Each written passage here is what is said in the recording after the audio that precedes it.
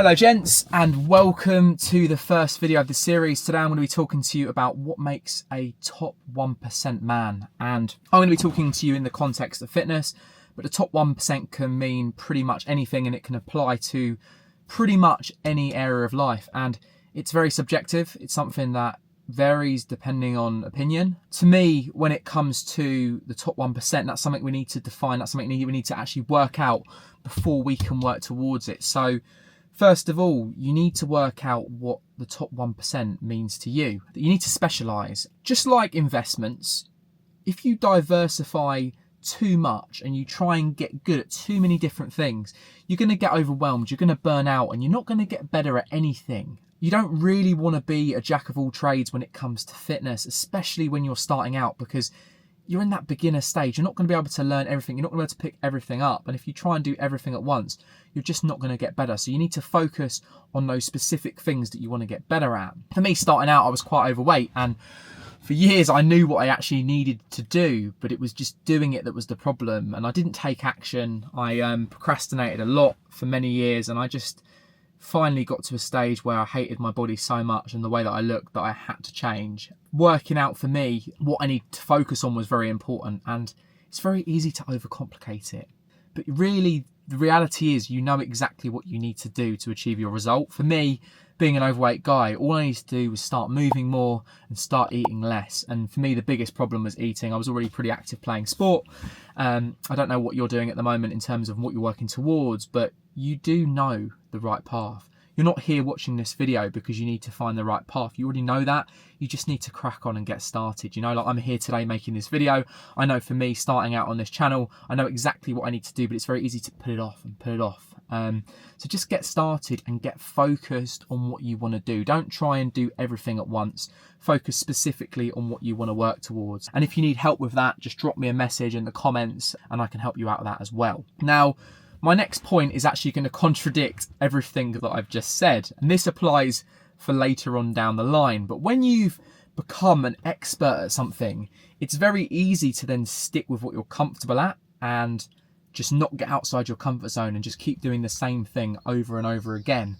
But if you keep doing that, you're never going to improve and you're never going to reach the top 1%. I was chatting to my brother about this the other day because we've both been doing bodybuilding and calisthenics for quite some time, and I've kind of branched out a lot into cardio, a lot into mobility work, and him being him, he naturally wants to stick to the bodybuilding training. I said to him, like, James, look, why don't you just start doing some cardio fitness? You're already good at bodybuilding. You know, it's easy to stick at what you do.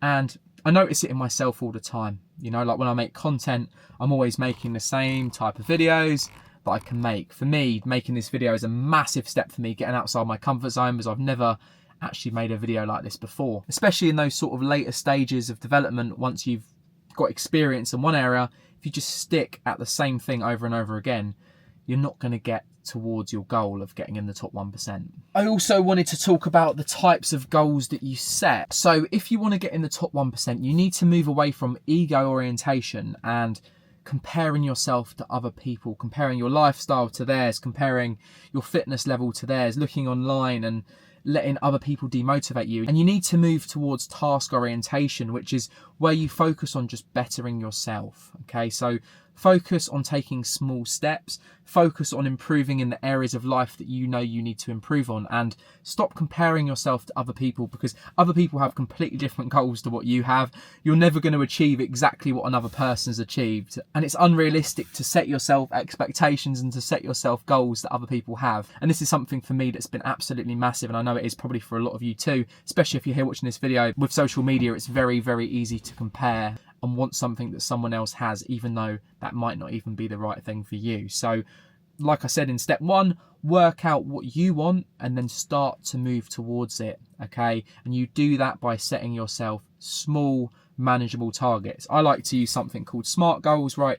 These are goals that are specific, measurable, achievable, realistic, and time-based. You've probably heard of this before. I mean, you learn it a million times going through school, going through business, yet we do not apply it in our life, right? I like to start my morning every single morning by journaling.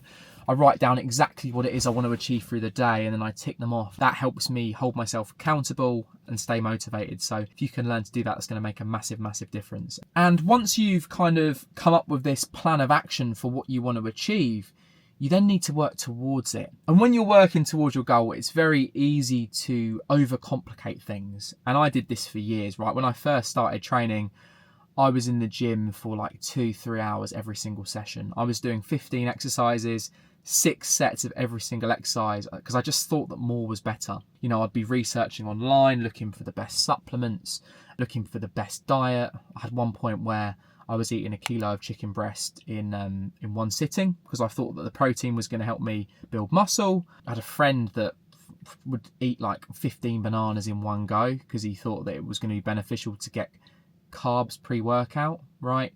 You can read so much shit online. There's so much crap information out there, and it's so easy, especially starting out like yourselves, to get overwhelmed and to overcomplicate things. But really, you know what the important task is. I've said this already. You know exactly what you need to focus on. Training, diet, and sleep, right? That's it.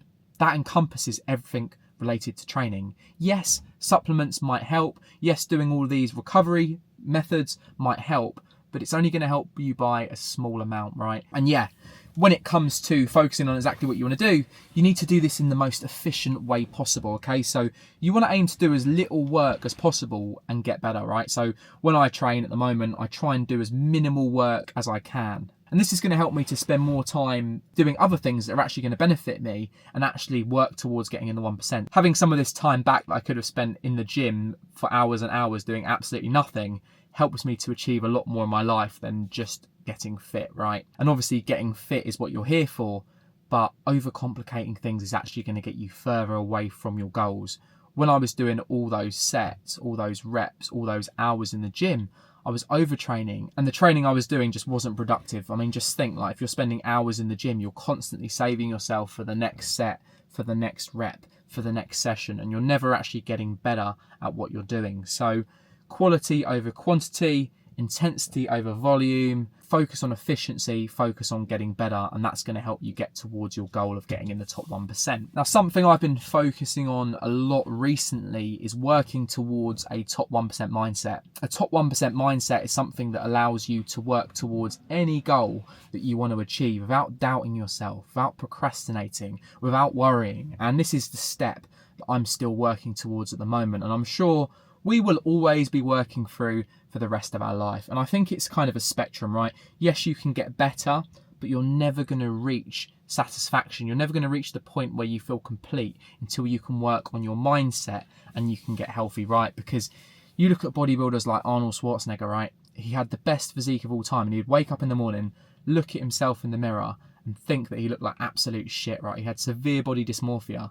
And that's something that was there because he hadn't worked on his mindset, okay? And yes, your mindset is something that develops with experience, it's something that develops with age, but it's something that you need to become aware of, and it's something that you need to improve, because if you don't, it's just going to hold you back in every single area of your life. And I've just mentioned the key word in improving your mindset, and that is awareness, right? Without being aware that you need to improve, without being curious, without wanting to learn, you're never going to get anywhere, guys. So you need to pay attention to your thoughts, and you need to pay attention to your behaviors, and you need to look to change these, right? And the way I do this is through a lot of different methods. As I said, I'm still working on it myself at the moment. I like to do things like ice baths, right? Because getting that hardest task done in the day first thing helps me set my mood for the entire day. If I feel like absolute shit and I'm procrastinating and I can't be bothered to do anything, getting in that ice bath wakes me the fuck up and makes me actually complete my day in an effective way, right? So do something that makes you really uncomfortable to start the day, and constantly make yourself do things that are uncomfortable, because that's the best way to grow. It's the best way to build confidence. And as I said, it all starts with awareness. So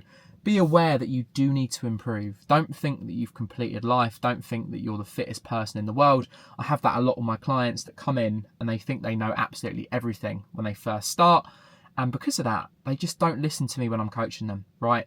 And I'm their personal trainer, and I don't think that I know everything, right? I'm still learning off them every single day, and I tell them that. And they're the hardest clients that I have to work with because they're just not open to change. Yeah, they think they're the expert. They don't want to listen. They don't want to learn. So they stay exactly where they are. And there's so many people in life that just do this, and it just slows them down, it holds them back. So yeah, be aware of what you want to improve on, and then start taking action towards improving it. And this leads me really nicely onto my next point, and that's to not think, just do. Just crack on, right? It's so easy to let yourself think into things. I've said already about procrastination. I've said already about being efficient, right? Overthinking is the absolute killer of efficiency. And if you keep letting yourself worry about getting started, about how you're going to do it, about the specifics of, I don't know, how many sets you should do, right? How many reps you should do. It doesn't matter.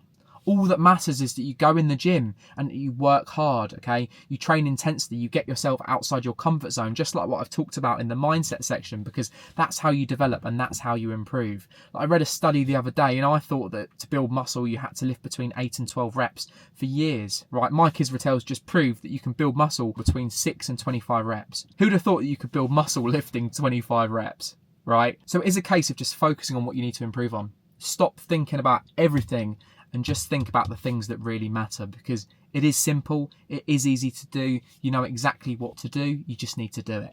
So my kind of concluding point for this video is literally going to contradict everything I've just told you, okay? And that's because, does the top 1% actually exist?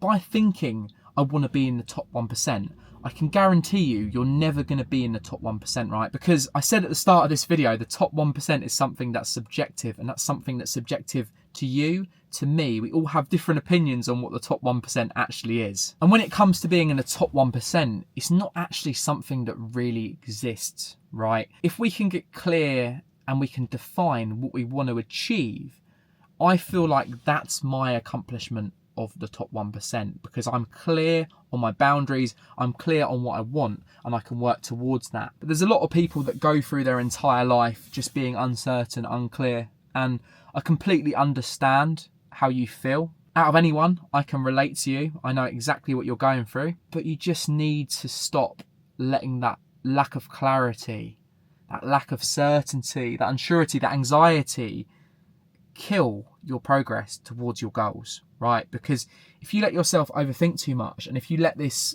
lack of clarity stop you from taking action, trust me, you're not going to get anywhere in life. So the main thing I want you to take away from this video is that you need to find your 1%.